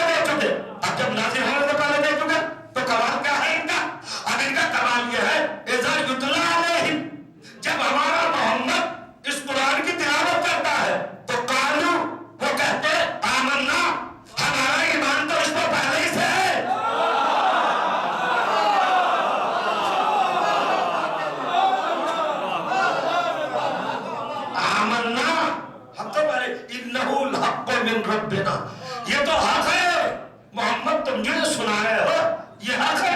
आमन्ना माजी का सीगा है पास्ट, हम तो उस पर पहले ही से ईमान रखते हैं। इतनी बड़ी बात है, अगर इसको महसूस कर ले। अरे कुरान पढ़ के तो यकीन करो कि मक्के में कुछ लोग ऐसे थे जिनको रसूल ने दावत ईमान की, तो उन्होंने कह दिया हमें दावत दे दो, अब तो पहले ही से मोमिन है। अब मुझे बताओ कौन से लोग हैं ये कि जो रसूल के कहने पर मोमिन नहीं बने, रसूल के आने से पहले मोमिन है। और फिर एक जुमला और कहा, इन्ना कुन्ना मिन क़ब्लिही मुस्लिमीन, और हम तो इस कुरान के आने से पहले ही मुसलमान थे, हमें कुरान ने मुसलमान नहीं बनाया। अरे क्या कहा, हमें कुरान ने, टेक्निकल लफ्ज समझिएगा, इन्ना कुन्ना मिन क़ब्लिही, ही की ज़मीर है कुरान की तरफ। हम तो इस कुरान के नाजिल होने से पहले ही मुसलमान हैं। कुरान ने आके हमें मुसलमान नहीं बनाया, हम तो पहले ही से मुसलमान हैं। मतलब क्या हुआ, अगर हम मुसलमान न होते तो हमें किताब न दी जाती। अभी भी नहीं समझे? और मैं आपसे पूछना चाहता हूँ, दो आदमी आपके सामने बैठे हो, एक काफिर हो एक मुसलमान हो, और कुरान उठा के लाके किसको दोगे? काफिर को दोगे या मुसलमान को? बोलना चाहता हूँ, तुम तो इतनी एहतियात करो कि गैर मुस्लिम के हाथ में कुरान न रख दो, पहले काफिरों को किताब दे देगा। वो थे पहले, अब क्या पता भाई कौन लोग थे ये, कैसे लोग थे ये, कहाँ के लोग थे ये, कुछ पता ही ना चलता। खानदान क्या था इनका, पता क्या था, एड्रेस क्या था, बहरैन के थे, मस्कत के थे, कहाँ से आए थे भाई, लखनऊ के थे ये लोग, कराची के थे, लाहौर के थे, इस्लामाबाद से आए थे, दिल्ली से आए थे, सऊदी अरब के थे, दुबई के थे, कहाँ के थे, जापान, अमेरिका, कहाँ के लोग थे जिनको अल्लाह ने कुरान के नाजिल होने से पहले कुरान दे दिया था। मुलाहिजा करें आप, तो अल्लाह ने आगे चल के पता बताया, आयत उलाइका युतौना अजरहुम मर्रतैन, इनकी निशानी ये है कि हमने इन पर दोहरा अजर दिया है। क्या दिया है? दोहरा अजर, डबल अजर दिया है। अजर के माने क्या जानते हैं? नमाज पढ़ ली सवाब मिल गया, ये अजर है। रोजा रख लिया सवाब मिल गया, ये अजर है? अजर नहीं। कुरान की जबान में इसको सवाब कहा है, आसार कहा है, और जो चाह रहा हूं हसनात कहा है, बहुत सारे लफ्ज है। आमाल के नतीजे पर जो हमें मिलता है, हसनात, नेमात, आसार, गौर कीजिएगा, खैरात, अजर नहीं कहा जाता। अजर क्या चीज है? सूरह अनकबूत 29वां सूरा 29 और उसकी आयत नंबर 27 27 पढ़िए और देखिए क्या लिखा है। हजरत इब्राहिम का जिक्र किया अल्लाह ने और कहा वअतैनाहु अजरहु फिद दुनिया व इन्नहु फिल आखिरति लमिन सालिहीन। हमने इब्राहिम को उनका अजर दुनिया ही में दे दिया। क्या मांगा इब्राहिम ने? दुनिया में। अजर कैसे दिया? अजर के दो माना है कुरान में, और मेरे पास वक्त नहीं, मैं आपको ज्यादा आयतें सुनाऊं। अजर के माना न नमाज है, न रोजा है, न उसका सवाब है, न उसका नतीजा है, न उसका इज्जत है। दो चीजों को अजर कहा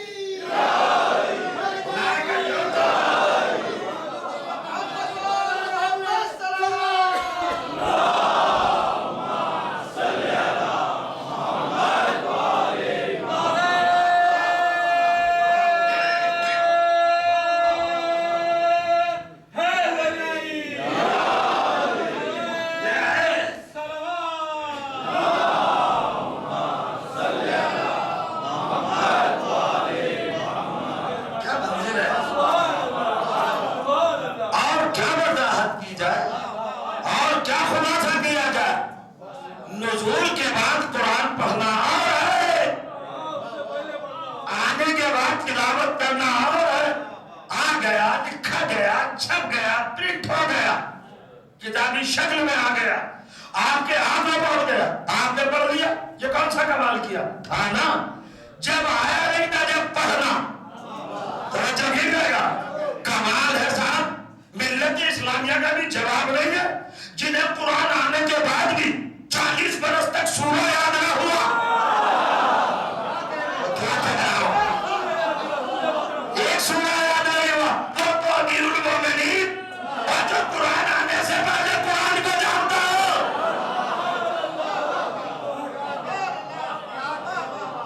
یہ ہے حضرت ابو طالب۔ آئے گی باتیں انشاءاللہ مسلسل رہیں گی۔ کیا کہنا، پہنچائیے پیغام، میرے بیٹے، میرے لخت جگر، سارے قادروں کے ساتھ پھر اٹھئے میرے مولا، میرے سردار، پہنچائیے، غور کریے گا۔ اور جب پہنچا دیا، اب پہنچا کے پیغمبر اسلام اطمینان کے ساتھ بیٹھے تو ابو لہب نے کہا لیجیے، اب تک تو بھتیجے کی اطاعت کرتے تھے، اب بیٹے کی بھی کیجئے۔ اچھا ہوا کافر کے گھر سے سند آ گئی۔ کچھ کہہ رہا ہے؟ اچھا وہاں پر یہ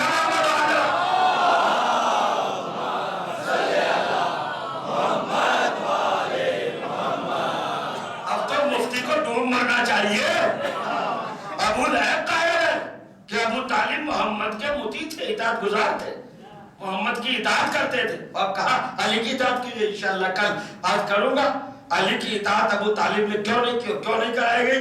کچھ واضح باتیں آئیں گی آہستہ آہستہ۔ یہ ہے منزل، پہنچا دیا، اہتمام کیا، انتظام کیا۔ اب کل کا وہی جملہ، بیٹے گھبرانا نہیں، لخت جگر گھبرانا نہیں، لَيَسْلُوا إِلَيْكَ بِجَمْعِهِمْ، یہ لوگ سارے جمع ہو کر بھی تیرا کچھ بگاڑیں گے نہیں۔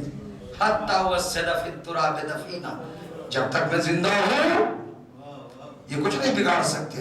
کیا کہنا سرکار ابو طالب، یعنی محمد کے مشن کو ایسے ایسے ناصر و مددگار دے دیے کہ کبھی دین پہ کوئی حرف آ ہی نہیں سکتا، تیرا کچھ نہیں بگاڑ پائیں گے۔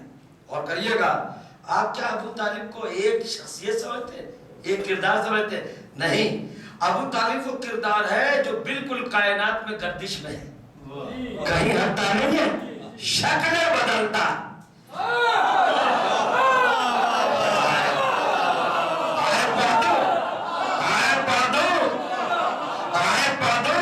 ان الذی فرض علیک القرآن لا راتک اعلمات، ابو طالب آپ نے جو قرآن کو اپنے اوپر فرض کر دیا اور پڑھ دیا، ہم وعدہ کرتے لا راتک اعلمات، ہم تجھے قیامت تک پلٹا پلٹا کے لاتے رہیں گے۔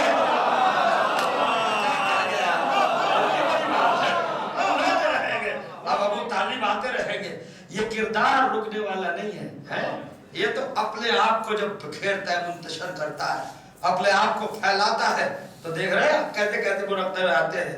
ابو طالب کے تبسم کا نام علی اصغر، ابو طالب کے شباب کا نام علی اکبر، ابو طالب کی وفا کا نام عباس، ابو طالب کے صبر کا نام حسین، ابو طالب کی حیا کا نام زینب۔ دیکھ رہے ہیں ایک مسلسل کردار، کتنے مددگار چاہیے اسلام، دین تجھے کتنے ناصر چاہیے۔ ابو طالب کے گھر میں سب ہے، بچہ بھی تو مسکرا کے جان دے گا۔ جناب علی اصغر کے گلے پر جب تیر لگا تو مجھے یہ بتائیے کہ 6 مہینے کا بچہ 72 گھنٹے کا بھوکا پیاسا بھی ہو، اور پھر زہر میں بجھا ہوا تیر بھی آئے، اور وہ اس ننھے سے بچے کے گلے پر بھی لگے، اور بچہ نفسیات اور حقیقت تو یہ بتاتی ہے کہ بچے کو کچھ حرکت میں آنا ہی نہیں چاہیے، ایسے موقع پر تو رونا بھی محال ہے، ہنسنا تو کیا مطلب، مگر علی اصغر ہنسے کیوں؟ علی اصغر اپنے باپ کی کامیابی پر ہنس رہے تھے، دشمن کی ناکامی پر۔ علی اصغر فتح کا نشان تھے کربلا میں، چونکہ ابو طالب کا خاندانی ورثہ دار ہے نا، پوتا ہے، اور نصرت کے لیے یہ خاندان اللہ کی طرف سے مہیا ہوا ہے، رسالت کی مدد، دین کی مدد، شریعت کی مدد۔ سب سے چھوٹا بچہ کربلا کا، آپ نے کبھی اس رخ سے بھی سوچا ہے کہ نہیں؟ میں پڑھ چکا 2 دن، آج جو باقی ہے وہ بھی سن لیجئے۔ حضرت ابو طالب کا اس کے اندر کتنا اثر ہے، 6 مہینے کا بچہ تیر لگا تو مسکرایا، اور جب مسکرایا اور حسین نے گلے سے تیر نکالا، اب خون ہی کتنا ہوگا بچے میں؟ مجھے بتائیے سوچ کر، 72 گھنٹے کے بعد تو یوں بھی جسم میں پانی نہیں رہتا، خالص خون بہ جاتا۔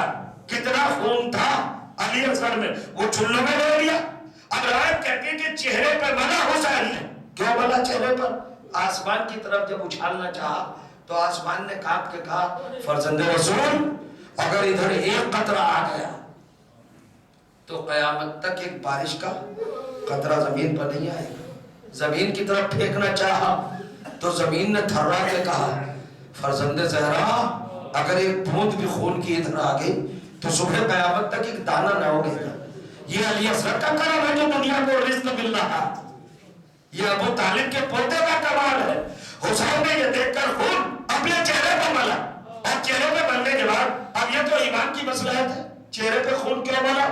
امام حسین کو پتا تھا کہ مجھے خیمے میں جانا ہے، اور جب میں خیمے میں جاؤں گا تو امامت کو شرمندگی تھی کہ کوئی جواب دو، تو چہرے پہ خون اس لیے ملا تھا تاکہ چہرہ دیکھ کے کوئی سوال نہ کرے، خود ہی سمجھ جائے حسین کیا کام کر کے آئے اور کس منزل پر ہے۔ مگر روایت لکھتی ہے کہ جب حسین چلے ہیں میدان سے اصغر کو واپس لے کر تیر نکالنے کے بعد خون کو چہرے پر ملنے کے بعد اور خیمے کے قریب آئے ہیں، تو آپ نے کبھی عاشور میں دیکھا عمل عاشور بجا لایا؟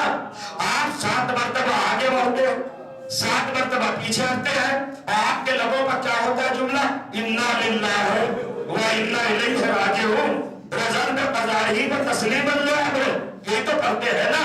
یہ کہے کی سنت ہے، یہ کہے کی یادگار ہے، یہ کس کے آپ بچے عمل پر عمل کرتے ہیں؟ کیا تھا جب حسین اصغر کو لے کے آئے اور تہے دامن میں ہوا چھپا کے لائے اور خیمے کے قریب آئے تو رباب کو دینا چاہتے تھے، مگر دل روک دیتا تھا کس منہ سے جائے، کس طرح جائے، بچے کے گلے پر تیر ہے کس طرح لے کے جائے۔ حسین اسی کشمکش میں 7 مرتبہ آگے بڑھے 7 مرتبہ پیچھے ہٹے، اور یہاں پر مختلف لکھتا ہے ایک مرتبہ فاطمہ کے لال نے اپنے دل کو مضبوط کیا، اور مضبوط کرنے کے بعد آواز دی اے ربا خیمے کا پردہ ہٹا ہلا، اور آواز آئی لبیک یا رسول اللہ، کیا حکم رسول کے بھیجے کہا اصغر کو لے جاؤ، ہم اصغر کو ایسا سیراب کر رہے ہیں کہ اب یہ پانی کی ضرورت محسوس نہ کرے گا۔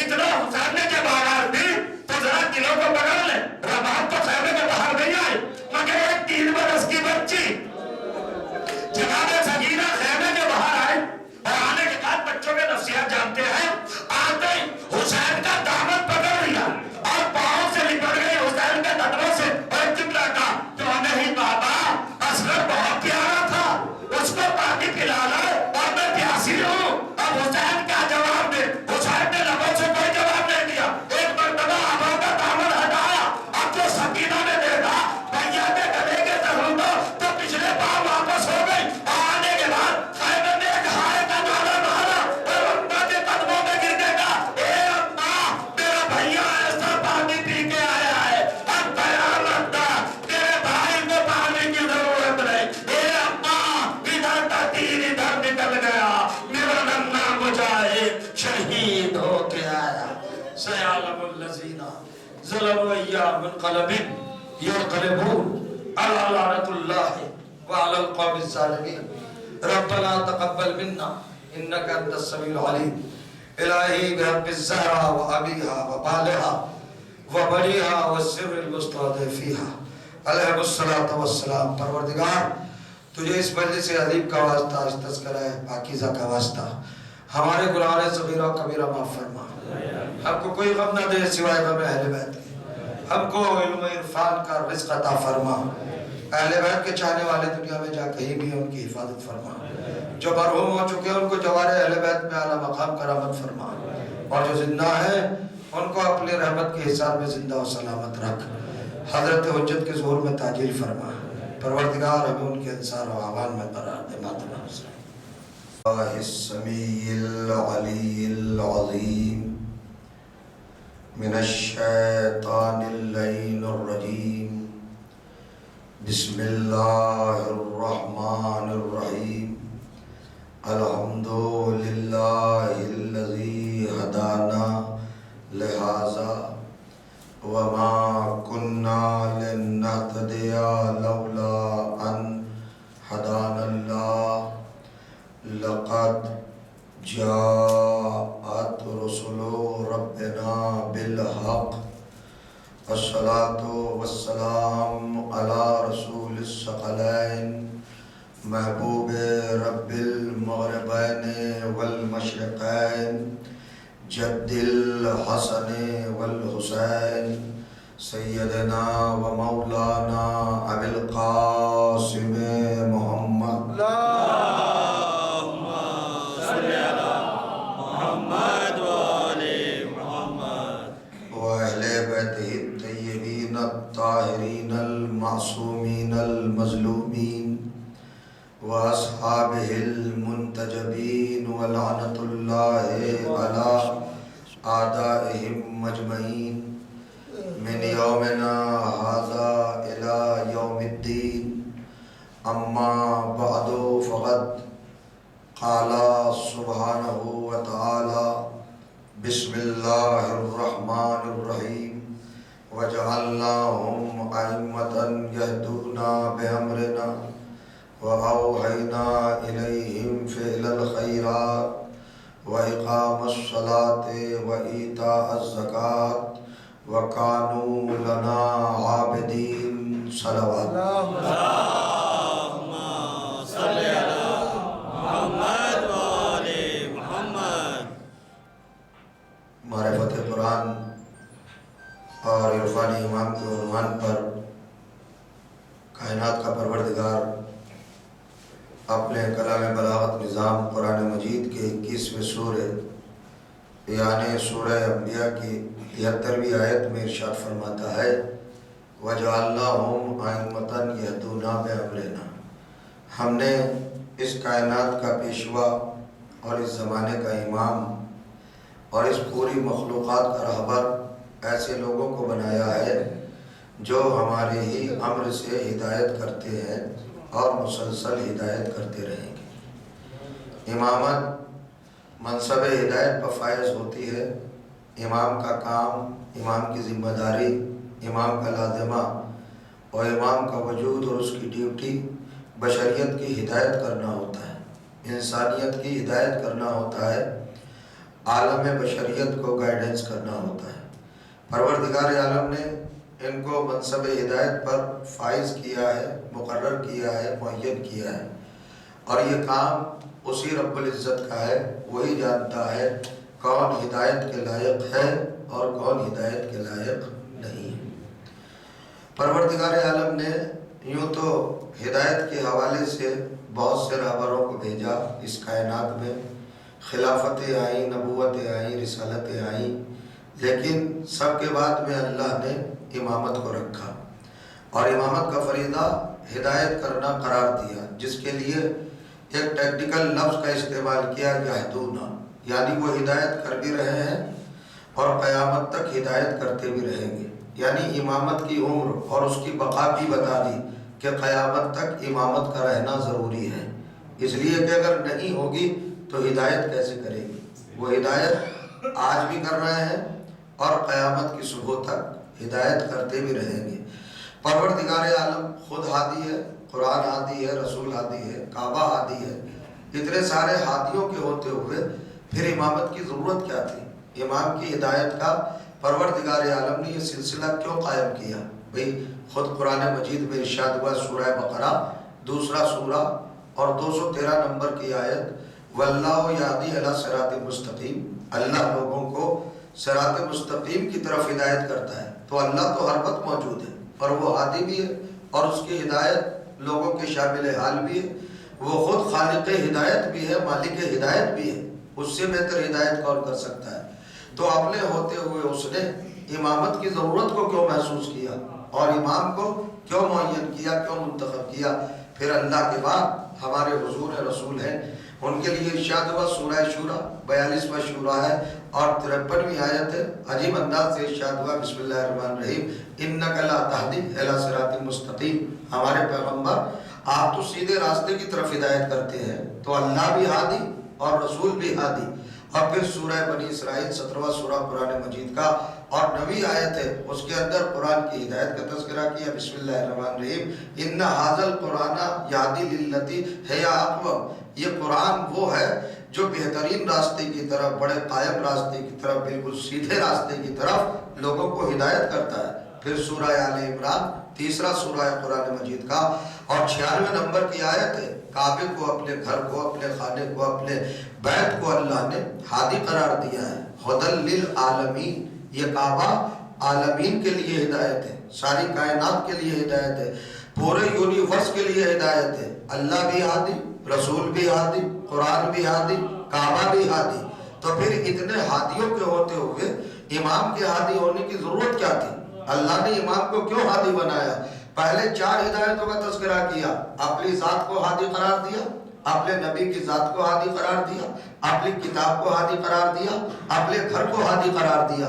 یہ 4 ہادی پیش کرنے کے بعد پھر امامت کی ہدایت کا اعلان کیا کہ امام بھی ہادی ہے۔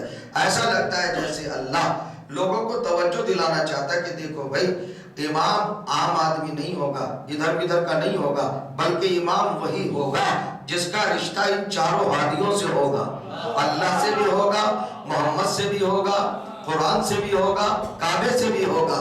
اس لیے کہ اگر کسی کو امام ماننا چاہو، امام تسلیم کرنا چاہو، امام قبول کرنا چاہو، کسی کے پیچھے چلنے کی اگر تمہیں ضرورت محسوس ہو رہی ہے اور تم ہدایت چاہتے ہو، تم رشد چاہتے ہو، نجات چاہتے ہو، سیدھے راستے پر چلنا چاہتے ہو اور تمہیں شناخت امام کی ضرورت ہے، تو امام کو کیسے پہچانو گے؟ تو امام سے پہلے 4 ہادی ہے۔ اب امام اسی کو ماننا جس کا رشتہ 4 سے ہو، اللہ سے بھی ہو، قرآن سے بھی ہو، رسول سے بھی ہو اور کعبے سے بھی ہو۔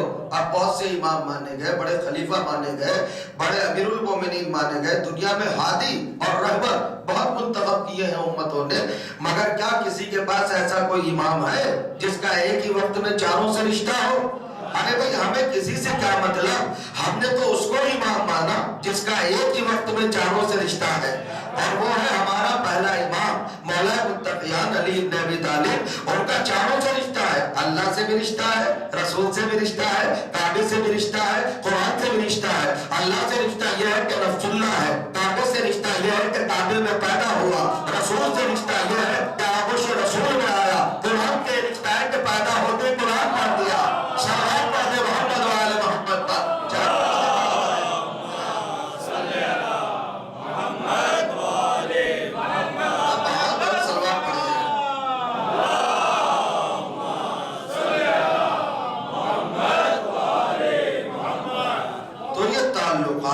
اور یہ تمام جوانب، یہ جہتیں اور یہ سمتیں اور یہ جتنے بھی علاقے، جتنے بھی ریلیشن اور جتنے بھی رشتے ہیں، یہ بڑے معتبر ہیں امام کو پہچاننے کے لیے، امامت کی معرفت کے لیے، امام کے عرفان کے لیے یہ ضروری ہے۔ اور پھر جب قرآن ہادی ہے تو ذرا سمجھنے کی بات ہے، قرآن ہادی تو ہے مگر سب کے لیے ہدایت نہیں ہے۔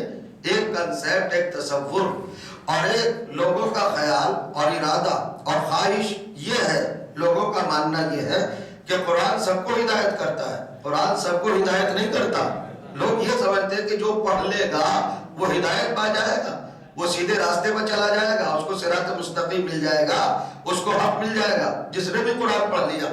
ایسا نہیں ہے، بلکہ خود قرآن میں ارشاد ہوا، سورہ بنی اسرائیل 17واں سورہ قرآن مجید کا اور 82ویں آیت ارشاد ہوا، بسم اللہ الرحمن الرحیم، وَنُنَزِّلُ مِنَ الْقُرْآنِ مَا هُوَ شِفَاءٌ وَرَحْمَةٌ لِّلْمُؤْمِنِينَ وَلَا يَزِيدُ الظَّالِمِينَ إِلَّا خَسَارًا۔ ہم نے قرآن کو مومنوں کے لیے شفا اور رحمت بنا کے نازل کیا ہے، مگر ظالموں کے لیے نقصان ہی نقصان ہے، ظالموں کو فائدہ نہیں پہنچاتا۔ اب ظلم جہاں بھی ہو، جس طریقے سے بھی ہو، جس عنوان سے بھی ہو، جس انداز سے بھی ہو، جس پہلو سے بھی ہو، جس رخ سے بھی ہو اور جس کیفیت سے بھی ہو، اگر ظلم ہے تو وہاں قرآن فائدہ نہیں پہنچائے گا۔ اللہ نے یہ نہیں کہا کہ کافروں کو فائدہ نہیں پہنچائے گا، مشرکوں کو فائدہ نہیں پہنچائے گا، بے دین کو فائدہ نہیں پہنچائے گا۔ ایک لفظ رکھا ہے کہ ظالم کو فائدہ نہیں پہنچائے گا۔ توجہ چاہنا، اس کا مطلب یہ ہوا کہ ظلم کفر سے بھی بری چیز ہے، ظلم شرک سے بھی بری چیز ہے، ظالموں کو فائدہ نہیں پہنچائے گا۔ اور چونکہ بات یہ ہے نا، جیسا قرآن ویسا امام، جیسا امام ویسا قرآن، کیوں نہیں پہنچائے گا ظالموں کو فائدہ؟ کبھی آپ نے اس مسئلے پر غور کیا، اس مسئلے پر فکر کی؟ بھئی اللہ نے جو قرآن نازل کیا ہے پوری کائنات کی ہدایت کے لیے، سارے انسانوں کی ہدایت کے لیے، سارے عوالم کی ہدایت کے لیے ہے نا، پورے مخلوقات کی ہدایت کے لیے نازل کیا تھا نا. لیکن قرآن میں کیا کہا؟ یہ قرآن صرف ان کو ہدایت کرے گا جو مومن ہیں، جو صاحبان ایمان ہیں، اور جو ظالم ہے ان کو ہدایت نہیں کرے گا. کیوں نہیں کرے گا؟ آخر ظالموں سے قرآن کو چڑھ کیوں ہے؟ ذرا توجہ کیجئے گا. اگر قرآن پڑھتے ہوئے ہوتے اور تفہیم قرآن کا ذوق سلیم ہوتا تو آپ کی طبیعت یہاں پر مچل جاتی اور ایک کیفیت پیدا ہوتی. اصل میں اللہ نے قرآن کا اور امام کا رشتہ اتنا متصل رکھا ہے، اتنا مضبوط رکھا ہے کہ جو کیفیت قرآن کی ہے وہی امام کی ہے. جب اللہ نے حضرت ابراہیم کو امامت دی، سورہ بقرہ دوسرا سورہ اور 124ویں آیت ارشاد ہوا بسم اللہ الرحمن الرحیم، اذ ابتلی ابراہیم ربہ بکلمات فاتمہن قال انی جاعلک للناس اماما. ہم نے ابراہیم کا امتحان لیا کلمات کے ذریعے اور وہ کامیاب ہو گئے تو ہم ان کو رزلٹ کے طور پر، نتیجے کے طور پر، ہم نے ان کو ان کے جزا کے طور پر، ہم نے ان کو ان کے پرائز کے طور پر اور ان کی محنت کے طور پر، جو کہ وہ کامیاب ہوئے تھے نا امتحان میں، تو ہم نے کہا کہ انی جاعلک للناس اماما. ابراہیم ہم آپ کو لوگوں کا امام بناتے ہیں. توجہ چاہ رہا تو بات یہی تک رہ جاتی، پتہ ہی نہ چلتا کہ امامت کیسا نفیس ہوتا ہے اور کیسا پاکیزہ منصب ہے اور کتنا مطہر ہے نا رتبہ ہے، کوئی بھی نہ سمجھ پاتا. جب اللہ نے کہا ابراہیم ہم تمہیں لوگوں کا امام بنا رہے تو ابراہیم کے اختیار کہتے ہیں وَمِن ذُرِّيَّتِي، میری اولاد میں کس کو امام بنائے گا اور کرے گا. میں پوچھنا چاہتا ہوں، میں آپ سے سوال کرنا چاہتا ہوں، میرا ایک کوشچن ہے اور میں آپ کو توجہ دلانا چاہتا ہوں. کیا یہ ابراہیم کو پہلا عہدہ ملا ہے؟ کیا یہ فرسٹ چانس ہے ابراہیم کے لیے جب اللہ کی طرف سے پوسٹ مل رہی ہے، کلیئر ہو رہی ہے؟ نہیں، عقیدت مل چکی، نبوت مل چکی، رسالت مل چکی، خلت مل چکی. تو جب رسالت ملی تھی جب کیوں نہیں کہا میری اولاد میں کسے رسول بنائے گا؟ جب نبوت ملی تب کیوں نہیں کہا میری اولاد میں کس کو امام بنائے گا؟ اور تو کیا کسے کو نہیں بنائے گا؟ نبوت کے ملنے پر خاموش ہے، رسالت کے ملنے پر خاموش ہے، خلت کے ملنے پر خاموش ہے. کوئی ڈیمانڈ نہیں، کوئی گزارش نہیں، کوئی اپلیکیشن نہیں، کوئی درخواست نہیں، کوئی آرزو نہیں، کوئی تمنا نہیں، کوئی طلب نہیں، کچھ نہیں کہا. نبوت ملی تو نہیں کہا میری اولاد میں کسے نبی بنائے گا، رسالت ملی تو نہیں کہا میری اولاد میں کسے رسول بنائے گا. اور جب امامت ملی تو میرے اختیار معلوم تھے میری ذریت میں کسے بنائے گا. توجہ چاہا ابراہیم بتانا چاہتے تھے کہ جھگڑا نبوت میں نہیں ہوگا، جھگڑا رسالت میں نہیں ہوگا، جھگڑا امامت میں ہوگا. پانی طے کر کے چلا جاؤ، سلام پڑھ دے محمد و آل محمد پر.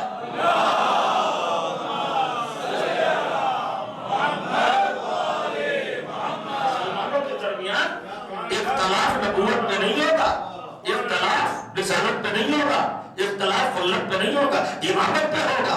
لہذا آج ہی کلیئر کرا لیں، آج ہی معاملے کا تصفیہ کرا لیں. پروردگار بتا تو دو کس کو دے گا؟ وَمِن ذُرِّيَّتِي، میری ذریت میں. ذریت کا مطلب جانتے ہیں؟ ذرا ڈکشنری اٹھائیے، لغت اٹھائیے. ذریت کا مطلب ہوتا ہے خاندان، ذریت کا مطلب ہوتا ہے قبیلہ، ذریت کا مطلب ہوتا ہے فیملی، ذریت کا مطلب ہوتا ہے نسل، ذریت کا مطلب ہوتا ہے نیشن. توجہ چاہ رہا یعنی میری اولاد میں، میری ذریت میں کس کو بنائے گا امام؟ میں پوچھنا چاہتا ہوں، آپ ذرا لگائیے الزام، حضرت ابراہیم کا تنگ نظر تو نہیں ہو گئے؟ کیا اس پوری دنیا میں بھرے ہوئے عالم میں بس آپ ہی کا خاندان تھا، بس ذریت ہی تھی، بس اولاد ہی تھی، بس آپ ہی کا قبیلہ تھا، آپ ہی کی فیملی اور آپ ہی کی نسل تھی؟ کیا امت والے نہیں تھے؟ آپ پہ ایمان لانے والے نہیں تھے؟ یہ تو نہیں پوچھا کہ میری امت میں کس کو امام بنائے گا، یہ تو پوچھا ذریت میں کس کو بنائے گا. تو کچھ کہنا چاہ رہا ہوں، توجہ چاہ رہا میں الزام لگاؤں نا عصبیت کا، تعصب کا، خاندان پروری کا، قبیلہ پروری کا، اولاد نوازی کا، کچھ تو الزام لگاؤ. حضرت ابراہیم پر کیوں نہیں لگاتے تہمت، کیوں نہیں لگاتے الزام؟ یعنی محمد اگر اہل بیت کی طرف سے تعارف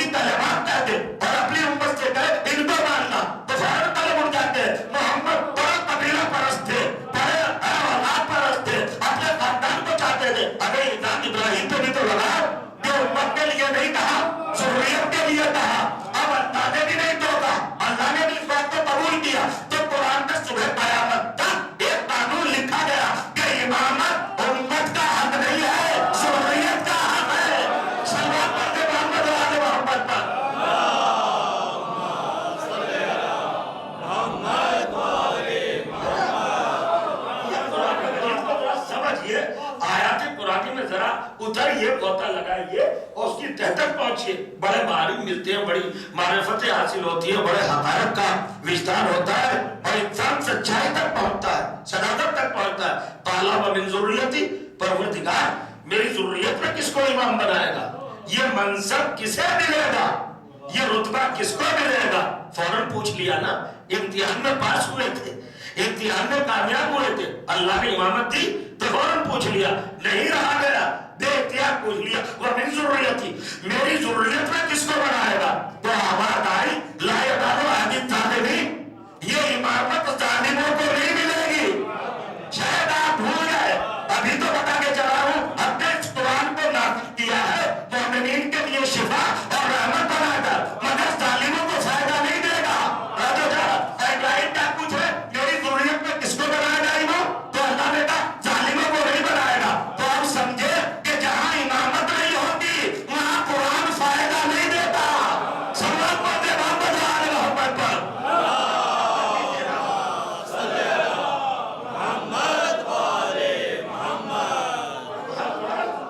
बिल्कुल फायदा नहीं देता, इंसान को कोई मनफैत नहीं देता। इमामत के साथ फायदा है, अगर इमाम है और इमाम का दामन हाथ में है, इमाम के रास्ते पर अगर चल रहे हैं, उनकी सीरत पे अगर आपका फरमा है तो कुरान आपके लिए हिदायत, और अगर आपने इमाम को छोड़ दिया तो कुरान आपके लिए फायदा नहीं है, नुकसान ही नुकसान है। तवज्जो चाह रहा हूं, आप जरा सी महसूस कीजिएगा, जो सिफत कुरान की है वही सिफत इमाम की है। न जालिमों तक इमामत पहुंचेगी, न जालिमों तक कुरान पहुंचेगा। और करिएगा, अब जिस तक कुरान पहुंच जाए और इमामत पहुंच जाए वो जात जालिम नहीं हो सकती। लिहाजा करिएगा, उस जात का वक़ार, उस जात का मर्तबा और उस जात की बुलंदी सबसे अलग होगी। कुरान वहां नहीं पहुंचेगा जहां जुल्म हो, और इमामत वहां नहीं पहुंचेगी जहां जुल्म हो। चूंकि जैसा कुरान वैसा इमाम, ये फलसफा काफिर है, ये फार्मूला काफिर है कि जैसा कुरान वैसा इमाम। तवज्जो कीजिएगा, ये कुरान ही में लिखा है। सूरह अनाम, तवज्जो करें, छठा सूरा और 115वीं आयत। लिहाजा कीजिएगा, हमारा मुसलसल एक मौजू चल रहा था 2 दिन से, उसी का थोड़ा सा बकैया बाकी था, वो आपकी खिदमत में पेश कर दूं। यानी कुछ लोगों को अल्लाह ने कुरान नाजिल करने से पहले ही कुरान का इल्म दे दिया था। उसी सिलसिले से ये बात है, सूरह अनाम की 115वीं आयत, जैसा इमाम वैसा कुरान। अब अल्लाह कहता है इस आयत में, बिस्मिल्लाहिर्रहमानिर्रहीम, अल्लज़ीना आतैनाहुमुल किताबा यअलमूना अन्नहु मुनज़्ज़लुम मिन रब्बिका बिल-हक़, तवज्जो करें, फला तकूनन्ना मिनल मुमतरीन। और फिर सूरह बकरा, दूसरा सूरा, आयत नंबर 146, वहां पर इरशाद हुआ, बिस्मिल्लाहिर्रहमानिर्रहीम, अल्लज़ीना आतैनाहुमुल किताबा यअरिफूनहु कमा यअरिफूना अबनाअहुम, जिनको हमने कुरान दिया नुज़ूल से पहले, आने से पहले। अभी कोई सूरा नहीं आया, कोई आयत नहीं आई, कोई पैराग्राफ नहीं आया, कोई जुमला नहीं आया, कोई लफ्ज नहीं आया, कुछ भी नहीं उतरा, लेकिन हमने उनको कुरान पहले ही दे दिया। अब किसे दिया कुरान, किसको अता किया, इल्म कुरान। तो उनकी निशानदही की, उनकी अलामत बताई, उनकी पहचान बताई, उनकी शनाख्त बताई। तो बच्चों चाह रहा हूं, यारिफूनहु, हमने जिनको किताब दी है वो इस किताब को ऐसा ही समझते हैं जैसा अपने बेटे को। तो जो चाह रहा हूं, बड़ी बात कहने जा रहा हूं,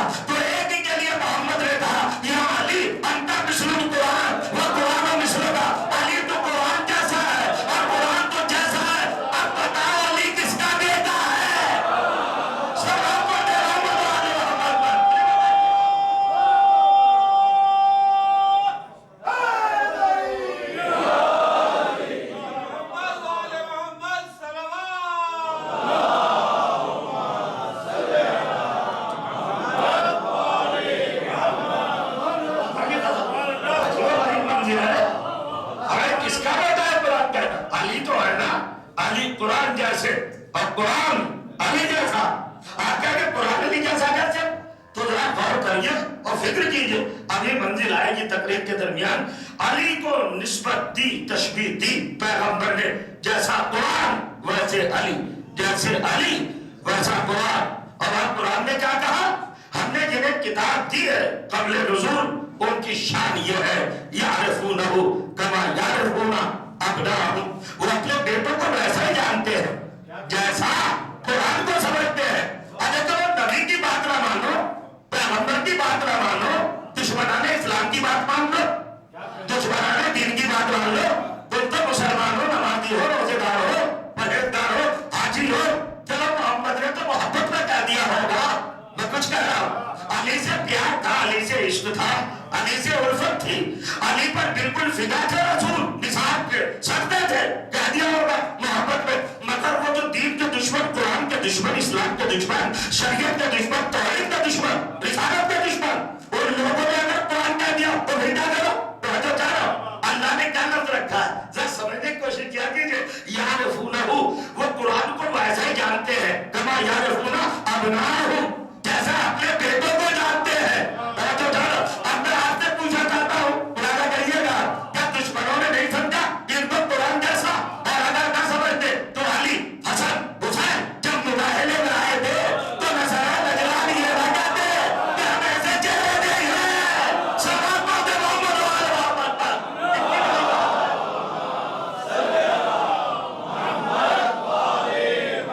کہاں سے میرا سلام پڑھ کے رہا محمد و آل محمد.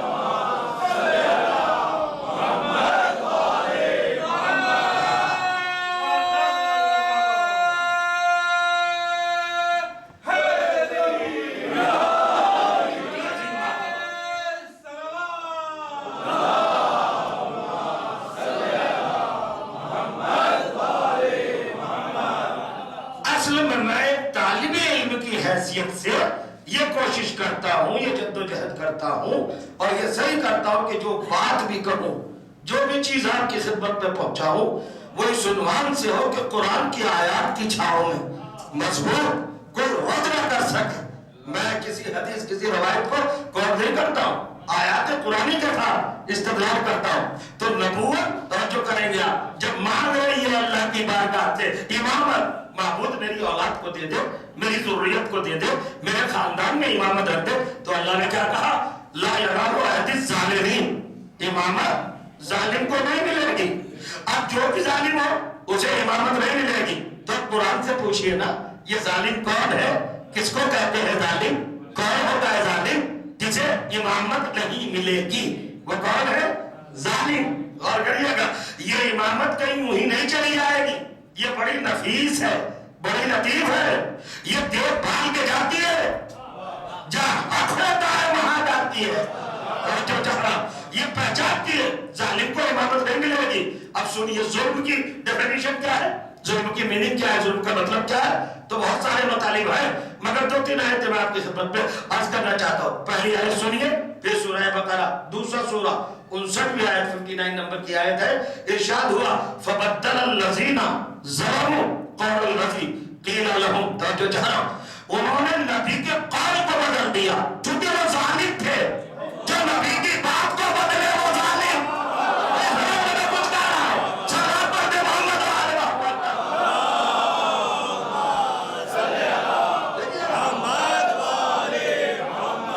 فبدل الذین ظلموا قولا، اور جو چاہ رہا ہوں غیر قول الذی قیل لهم.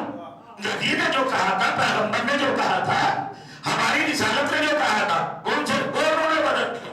تو جو نبی کے قول کو بدل کر اس کی جگہ پر اپنا قول لائے وہ ظالم. تو جو نبی کے دکھائے ہوئے کی جگہ پر اپنے کو بٹھا دے اسے کیا کہیے گا؟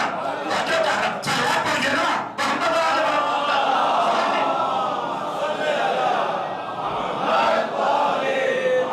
امامت ظالم کو نہیں ملے گی. ظالم کون ہے؟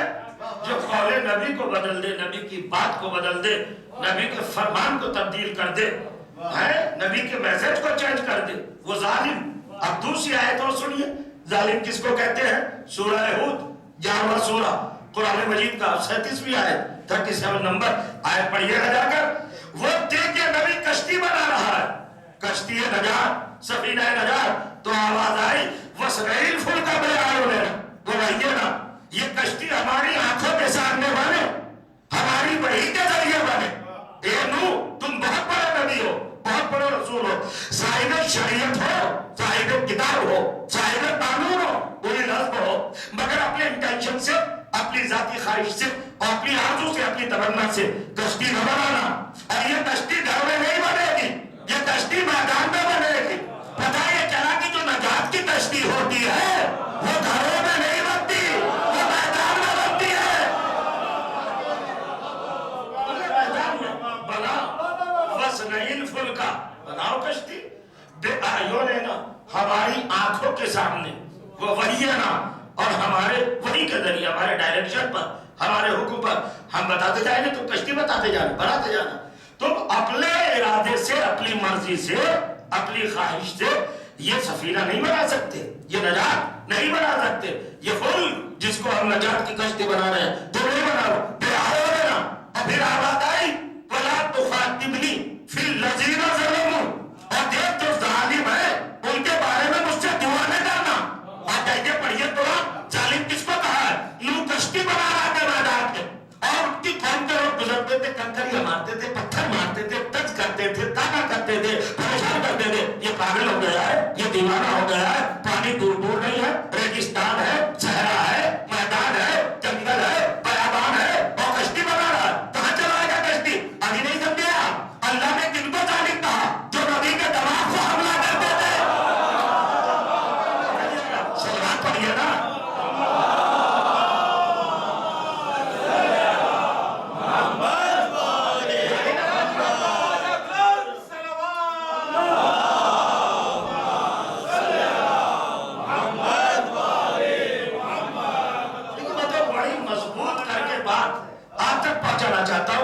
تاکہ آپ کے پاس ثبوت رہیں دلیل رہیں اور بڑے بڑے پروف رہیں آپ اگر کسی سے بحث کریں تو کبھی شرمندہ نہ ہو دیکھ ان کے بارے میں ان سے نبی نو ان سے خطاب نہ کرنا ان کے لیے دعا نہ کرنا جو ظالم ہے فی الذین ظلموا یہ تمہارے دماغ پر شک کر رہے ہیں حملہ کر رہے ہیں تمہارے دماغ پر اٹیک کر رہے ہیں